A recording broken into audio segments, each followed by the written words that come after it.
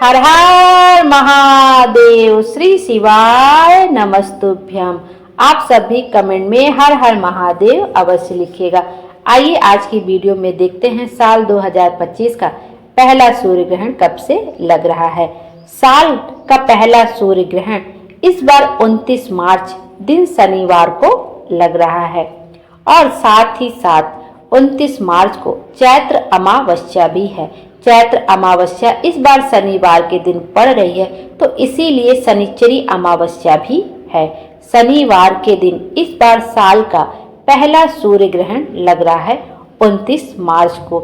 सूर्य ग्रहण एक खगोलीय घटना है जो तब होती है जब चंद्रमा पृथ्वी और सूर्य के बीच से गुजरता है। सूर्य ग्रहण आंशिक, पूर्ण या वलयाकार होते हैं। साल 2025 का पहला सूर्य ग्रहण 29 मार्च 2025 को लगने वाला है, जो कि आंशिक सूर्य ग्रहण होगा। सूर्य ग्रहण लगना न सिर्फ खगोलीय महत्व रखता है, बल्कि इसका धार्मिक महत्व भी है। हिंदू धर्म में ग्रहण लगने से पहले सूतक काल लगता है, जिसमें बहुत से कार्य करने की मनाही होती है। साल का पहला सूर्य ग्रहण चैत्र अमावस्या पे इस बार लगने जा रहा है, जो कि शनिवार के दिन है चैत्र अमावस्या, तो साथ ही शनिचरी अमावस्या भी है। देखते हैं यह सूर्य ग्रहण भारत में दिखाई देगा या नहीं दिखाई देगा।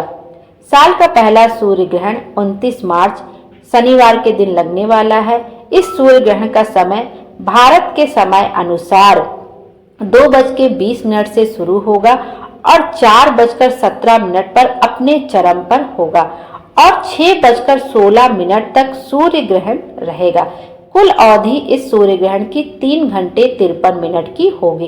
2:20 से लेकर शाम को 6:16 तक सूर्य ग्रहण रहेगा।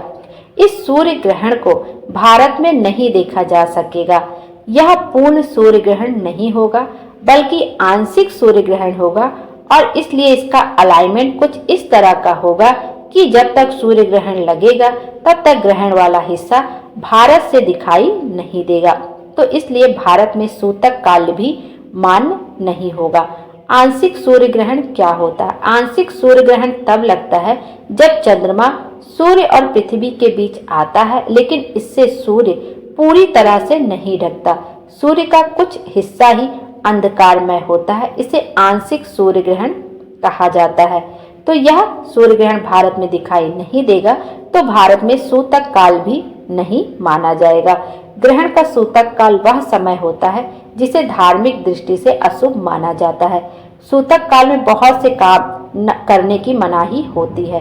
ग्रहण लगने से 9 से 12 घंटे पहले सूतक काल लग जाता है। सूतक काल तभी मान्य होता है जब सूर्य ग्रहण देखा जा सकता है। भारत से सूर्य ग्रहण नजर नहीं आएगा, इसलिए इसका सूतक काल भी मान्य नहीं होगा।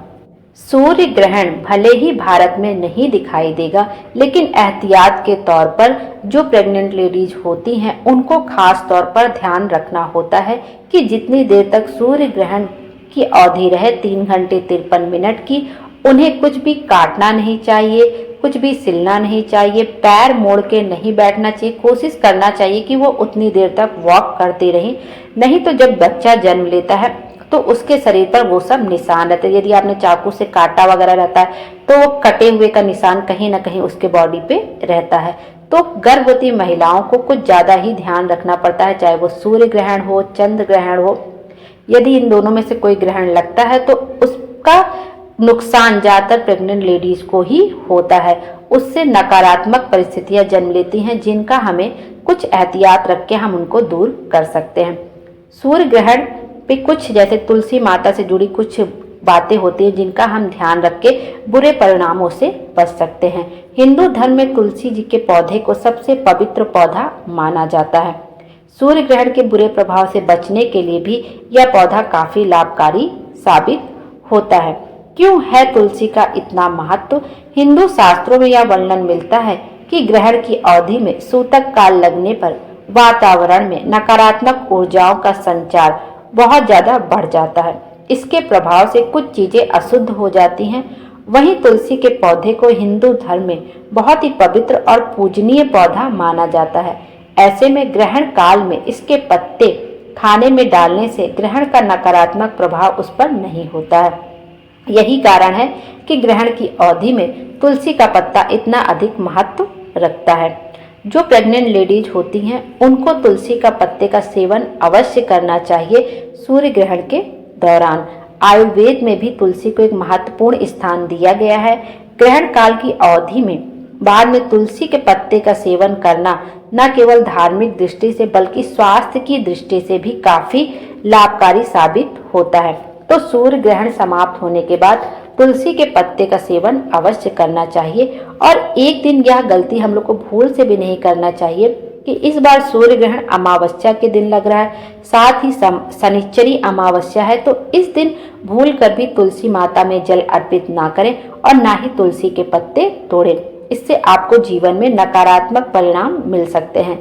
यदि आप तुलसी के पत्ते का सेवन करना चाहते हैं तो एक दिन पहले ही तुलसी के पत्ते को तोड़ के रख लीजिए, या जो तुलसी माता झड़ गई हो गमले क्यारी के पास तो आप उनको लेकर रख लीजिए। जब सूर्य ग्रहण लगेगा उसके बाद जब सूर्य ग्रहण समाप्त हो जाए तब आपको तुलसी के पत्ते का सेवन कर लेना चाहिए। अमावस्या का दिन लग रहा है, ऊपर से शनिश्चरी अमावस्या है, तो तुलसी के पौधे में जल अर्पित ना करें। यदि आपने तुलसी के पत्ते को तोड़ के रखा है तो आप अपने जो घर का खाना बना रहे हैं आप उसमें भी तुलसी के पत्ते डाल सकते हैं, जिससे आपका भोजन अपवित्र नहीं होगा।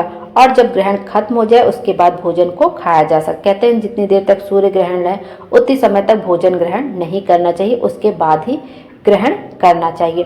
शनिश्चरी अमावस्या का दिन है, चैत्र अमावस्या है, तो इस दिन शनिवार के दिन पीपल के वृक्ष के नीचे एक सरसों के तेल का दीपक शनिदेव महाराज के नाम से अवश्य ही प्रज्वलित करना चाहिए। इससे घर में सुख समृद्धि आती है, सुख संपत्ति आती है।